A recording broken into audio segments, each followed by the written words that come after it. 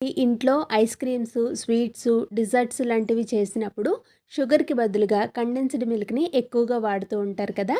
దీంతో చేసిన ఏ రెసిపీ అయినా సరే మనకి చాలా డెలిషియస్‌గా ఉంటుంది. దీన్ని బయట కొనే పని లేకుండా ఇంట్లో ఎంత ఈజీగా ప్రిపేర్ చేసుకోవచ్చో ఈరోజు వీడియోలో నేను మీకు చూపించబోతున్నాను. దీనికోసం మనం కాచడానికి తీసుకునే గిన్నె గానీ, పాన్ గానీ ఒకసారి కడుక్కొని తీసుకోవాలి. ఇలా అయితే మనకి పాలు అడుగు అనేది మాడిపోకుండా ఉంటుంది. పాలు ఒక పొంగు వచ్చేంత వరకు మీడియం ఫ్లేమ్ మీదే పెట్టి ఇలా నిదానంగా కలుపుకుంటూ పొంగించుకోవాలి.